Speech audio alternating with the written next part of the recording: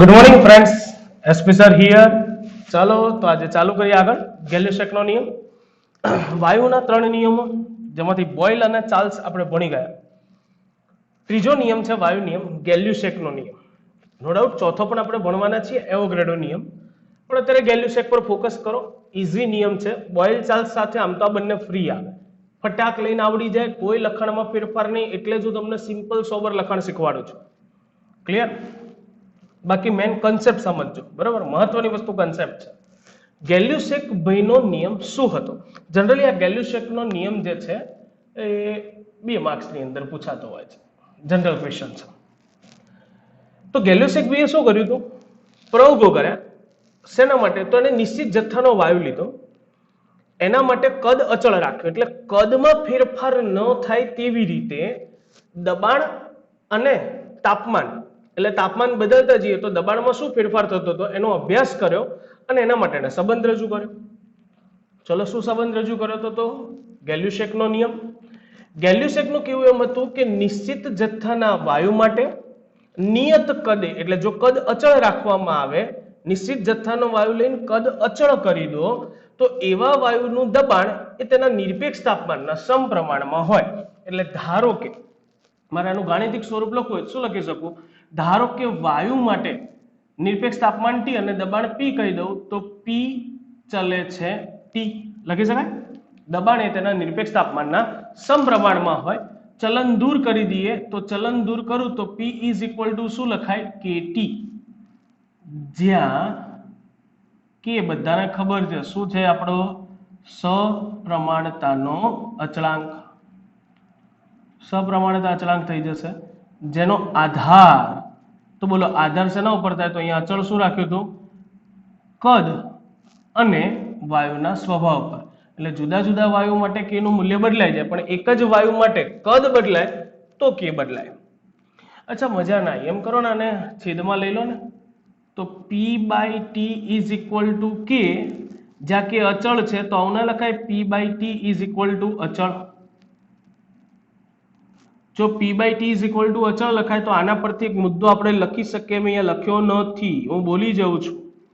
તો આના પરથી કહી શકીએ, સમીકરણ નંબર 1 કહી દો કે સમીકરણ 1 પરથી કહી શકાય કે નિશ્ચિત જથ્થાના વાયુ માટે નિયત કદે તેના દબાણ અને તાપમાનનો ગુણોત્તર હંમેશા કેવો મળે છે? અચળ. ધારો કે મારે આની આલેખ દ્વારા સમજૂતી જોઈએ તો y બરાબર mx પ્લસ t, એની સાથે સરખાવી p વિરુદ્ધ t નો આલેખ દોરું તો નિશ્ચિત જથ્થાના વાયુ માટે નિયત કદે p વિરુદ્ધ t નો જો આલેખ દોરવામાં આવે તો એ આલેખ કેવો મળે છે? સુરેખા. જો અહીંયા p વિરુદ્ધ t નો આલેખ દોર્યો છે, બધા આલેખ મને કેવા મળે છે? સુરેખા. કોઈ એક જ વાયુ માટે જુદા જુદા કદે મેં આલેખ દોર્યો છે, જ્યાં V3 વધુ કદ, V2 ઓછું કદ અને V1 એનાથી ઓછું કદ. દબાણ સાથે જેમ દબાણ વધતું જેમ તાપમાન પણ જો વધતું જાય, દેખાય છે ને? તો કહી શકાય કે નિયત કદે વાયુનું દબાણ એ તેના તાપમાનના કેવા પ્રમાણમાં ચલે છે? સમપ્રમાણમાં હોય છે. બહુ ઈઝી વાર્તા છે. અને જેમ બોઇલ અને ચાર્લ્સની અંદર 2 કન્ડિશન માટે તારવ્યું તેમ આની અંદર પણ કે જો કોઈ નિશ્ચિત જથ્થાનો વાયુ લઉં, એના માટે ધારો કે નિયત કદે શરૂઆતનું દબાણ P1 અને તાપમાન T1 તથા પ્રક્રિયાના અંતે અંતિમ સ્થિતિમાં દબાણ P2 અને તાપમાન T2 થાય. સમગ્ર પ્રેક્ટિકલ દરમિયાન મેં કીધું એમ કદ અચળ છે. તો ગેલ્યુસેકના નિયમ અનુસાર બોલો શરૂઆતની સ્થિતિ માટે શું લખાય? તો P1 ચલે છે T1 અને અંતિમ સ્થિતિ માટે શું લખાય? P2 ચલે છે T2. મજા ના આવી, ચલન દૂર કરી દો તો P1 બરાબર K1 T1, અહીંયા P2 બરાબર K2 T2. ના મજા આવી, છેદમાં લઈ લો તો P1/T1 is equal two K1 અને અહીંયા P2/T2 is equal two K2. પણ આપણે જાણીએ છીએ કે એક જ વાયુ માટે નિયત કદે K1 ઇઝ ઇક્વલ ટુ શું થઈ જાય? K2. તો આ બંને પરથી K1 ને K2 સરખા હોય તો આપણે શું તારવી શકીએ? અહીંયા જો બોક્સ દોરી દીધું પહેલા, P1/T1 is equal two P2/T2. Clear? બહુ ઈઝી વસ્તુ છે. તો આખો બોઇલનો નિયમ બહુ ઈઝી છે. ડન. આગળ વધીએ. એવોગાડ્રોનો નિયમ. આ એવોગાડ્રોનો નિયમ છે ને એને આની આગળ પહેલા ચેપ્ટરમાં પણ એવોગાડ્રો આવી ગયો હતો ને એવોગાડ્રોએ ત્યારે પણ આ જ વાત કીધી હતી. અત્યારે પણ એ જ કહે છે ભાઈ. એવોગાડ્રોના મત અનુસાર એનું કેવું શું હતું કે નિશ્ચિત જથ્થો ધરાવતા જુદા જુદા વાયુ લો તમે. હાઇડ્રોજન લો, ઓક્સિજન લો, નાઇટ્રોજન લો, જુદા જુદા વાયુ લઈ લો તમારી ઈચ્છા. પણ એ બધા વાયુના તાપમાન અને દબાણ અચળ હોય. એટલે બધાનું તાપમાન બી સરખું હોય, બધાનું દબાણ પણ સરખું હોય. એટલું જ નહીં, જો બધાનું કદ પણ સરખું હોય તો બધામાં રહેલા અણુઓની સંખ્યા કેવી હોય? સરખી. ક્લિયર? તો માટે આપણે લખી શકીએ તો આના નિયમને જો મારે ગાણિતિક રજૂઆત કરવી હોય તો કદ ચલે છે અણુની સંખ્યા, જ્યાં n is equal to mole. એટલે અણુની મોલ સંખ્યા જે કોઈ મોલ સંખ્યા, બસ તમને એવું થાય નહીં. ચલન દૂર કરો તો v ઇઝ ઇક્વલ ટુ શું લખાય? કાન n છેદમાં લઈ લો તો v અપન અણુની સંખ્યા ઇઝ ઇક્વલ ટુ કી ઇઝ ઇક્વલ ટુ અચળ. પણ આપણે આની કઈ જરૂર પડશે નહીં. આપણે તો મેન આનો નિયમ યાદ રાખવાનો છે કે v ચલે છે n, એટલે કે વાયુનું કદ જો સરખું હોય, તાપમાન સરખું હોય, દબાણ સરખું હોય, બધું જ અચળ હોય તો એમાં અણુઓની સંખ્યા પણ અચળ જ હોય, એટલે સરખી જ હોય. એટલે k નો આધાર, k સપ્રમાણતા અચળાંક થાય. સપ્રમાણતા અચળાંક અને એનો આધાર થશે વાયુના સ્વભાવ, દબાણ, કદ અને તાપમાન. કારણ કે એ કંઈ બી બદલાવાનું તો કે બદલાઈ જવાનો છે. ક્લિયર? ડન? તો આ એવોગાડ્રોનો નિયમ. આજનો લેક્ચર થોડો શોર્ટ એન્ડ સ્વીટ બનવાનો છે કારણ કે બધા ટોપિક બહુ યાર સમજી ગયા ને, મામૂ જેવો ટોપિક. એવોગાડ્રો નિયમ 2 માર્ક્સ. આમ તો કહું 2 માર્ક્સમાં આ પૂછાય, હું તો ના જ પૂછું, ખાલી સમજવા માટે. ફરીથી એક વખત કહું, એવોગાડ્રોનું કેવું શું થતું હતું તો એવોગાડ્રો એવું કહેતો હતો કે જો નિશ્ચિત જથ્થાના વાયુ લઈએ, ભલે જુદા જુદા હોય, બધા જ વાયુના તાપમાન અચળ, દબાણ અચળ અને કદ બી સરખા, તો બધામાં અણુની સંખ્યા બી કેવી હોય? સરખી. ક્લિયર? આ કન્સેપ્ટ મગજમાં રાખજો. ગાણિતિક રીતે v ચલે છે ને એટલે કદ બદલાય તો એમાં રહેલા અણુઓની મોલ સંખ્યા શું થાય? બદલાય. તો એના પછી આ મોસ્ટ આઈએમપી, સંયુક્ત વાયુ સમીકરણ તારવો. એ પહેલા તો એ ખબર હોવી જોઈએ કે આ સંયુક્ત વાયુ સમીકરણ છે શું. ચલો તો કહી દઉં. જનરલી એક જ મિનિટ આપણે કલર, સોરી ભાઈ પેનનું ધોકણું યાર ચો જતું રહી યાર. ચાલો તો આ નિયમ તારવા માટે પહેલા તો આપણે યાદ કરીશું. મેં વાયુ નિયમનો ત્રિકોણ બનાવ્યો તો મેં તમને કીધું તું મગજમાં ફિટ કરી દેજો ત્રિકોણ. યાદ છે ને બધાને? હવે ગમે ત્યાં બી બેઠા હોય તો રફમાં દોરતા આવડવું જોઈએ. અહીંયા બોઇલ, ચાર્લ્સ, ગેલ્યુસેક, પી વી ટી, આ વ્યસ્ત પ્રમાણ, સમપ્રમાણ, સમપ્રમાણ. તો જરા યાદ કરો તો આપણા બોઇલ ભાઈનો નિયમ શું હતો? નિશ્ચિત જથ્થાના વાયુ માટે નિયત તાપમાને દબાણ એ તે જ વાયુના કદના કેવા પ્રમાણમાં હોય? વ્યસ્ત પ્રમાણમાં.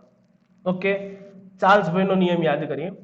નિશ્ચિત જથ્થાના વાયુ માટે નિયત દબાણે, એટલે દબાણ અચળ હોય તો તેનું કદ તેના તાપમાનના કેવા પ્રમાણમાં હોય? સમપ્રમાણ. તો બંનેના નિયમમાં જરા ગોર ફરમાવો.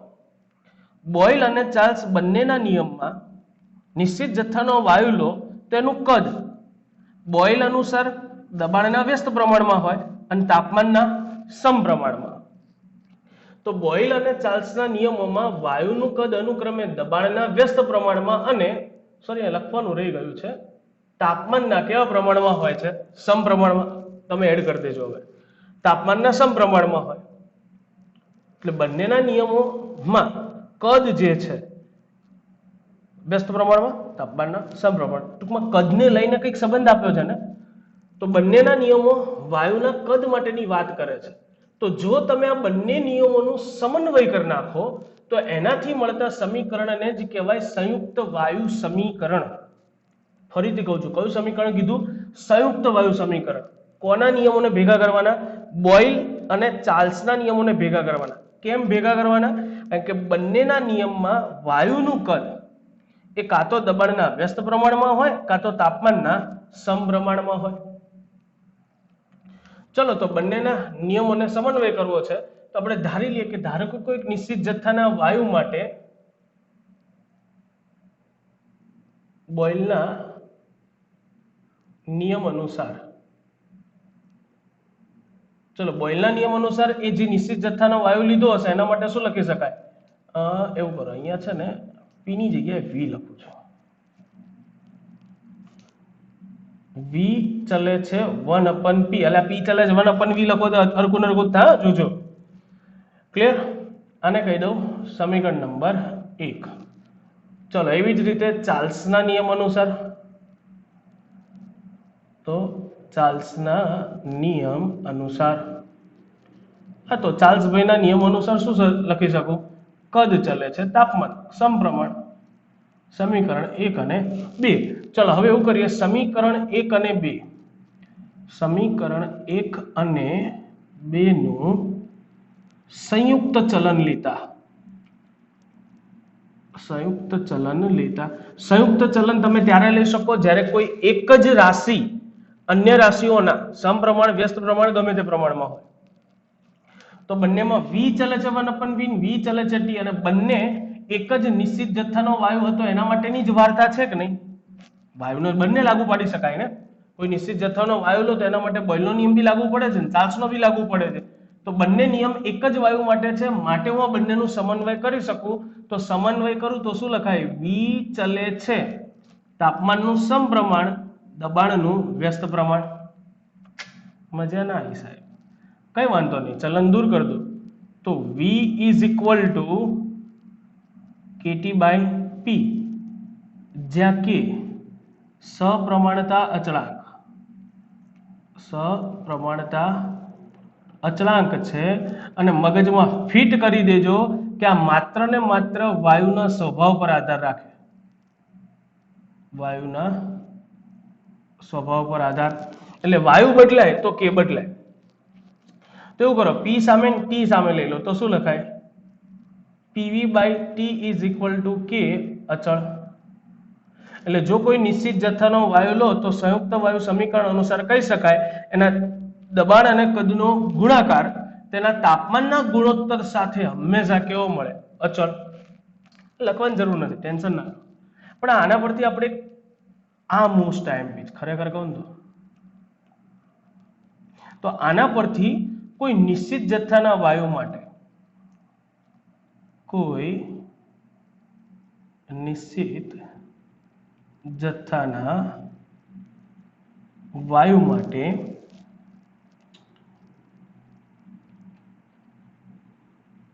શરૂઆતની સ્થિતિમાં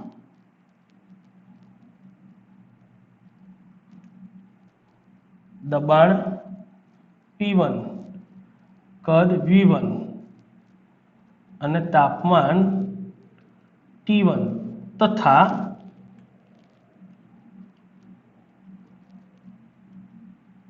અંતિમ સ્થિતિમાં દબાણ P2, કદ V2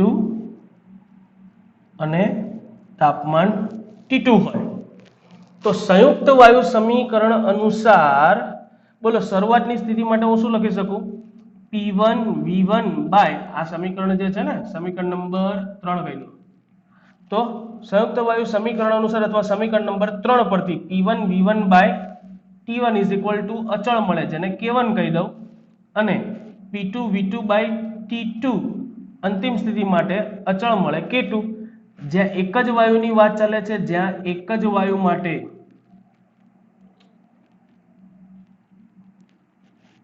K1 is equal to શું લખાય? K2. therefore આ સંબંધ મગજમાં ફિટ કરવાનો છે. બંને સરખા જ મળવાના ને, એ કોઈ નિશ્ચિત જથ્થાનો એક જ વાયુ છે એની જ વાત ચાલે છે. એના માટે શરૂઆતની સ્થિતિ માટે આવું લખી શકું, અંતિમ સ્થિતિ માટે આવું લખી શકું. હમણાં થોડી વાર પહેલા બોલ્યો હતો કે દબાણ કદનો ગુણાકાર તાપમાનના ગુણોત્તર સાથે હંમેશા કેવો મળે? અચળ. તો એના પરથી હું લખી શકું કે P1 V1 by T1 is equal to P2 V2 by T2. દાખલા માટે મોસ્ટ IMP દાખલા માટે અતિ મોસ્ટ આઈએમપી ક્લિયર. કારણ કે ઘણા બધા દાખલાનું સોલ્યુશન આપણે આ સૂત્ર મુજબ કરીશું. ઓકે, ક્યારે શું એપ્લાય કરવાનું એ રકમ સમજાવીશું તમને એટલે ખ્યાલ આવી જશે. સો ડોન્ટ બી ગભરાઈ. પહેલા તો મને એમ કહો અહીંયા સુધી ખબર પડી છે બધાને? ફાઇનલ છે. બહુ ઇઝી ટોપિકો છે આજના. જેને બોઇલ અને ચાર્લ્સના નિયમમાં મહેનત કરી લીધી હશે ને એને આજનો આ લેક્ચર તો રમકડા જેવો લાગશે, કારણ કે કંઈ છે જ નહીં. કેલ્યુસેકનો નિયમ પી છેલ્લે છે ટી, બહુ ઇઝી છે. આલેખ દ્વારા સમજૂતી અને બે કન્ડિશન સાથે સમજૂતી. એવોગાડ્રોનો નિયમ, એમાં તો કંઈ છે જ નહીં, ખાલી મુદ્દો જ લખવાનો છે, સમીકરણ જ. અને મેઇન છે સંયુક્ત વાયુ સમીકરણ. આખું 3 માર્ક્સમાં પૂછાય કે સંયુક્ત વાયુ સમીકરણ તારવું. તો સંયુક્ત વાયુ સમીકરણ અહીંયા સુધી તારવી પણ દેવાનું. P/T = K અચળ, અને એની સાથે આ પણ તારવવું પડે, અહીંયા સુધી લખવું પડે. ક્લિયર છે? બસ, તો આજે થોડો નાનો લેક્ચર બનાવ્યો છે, કારણ કે હવે પછીનો ટોપિક મોસ્ટની ઇન્ફિનિટિવ ઘાત મોસ્ટ આઈએમપી છે. તો જોઈશું આપણે. ટુ બી કન્ટિન્યુ નેક્સ્ટ ટાઈમ. બસ આજે અહીંયા સુધી રાખીએ. ચલો બાય. What is this? તમે બોર્ડનો ફોટો પાડી શકો છો.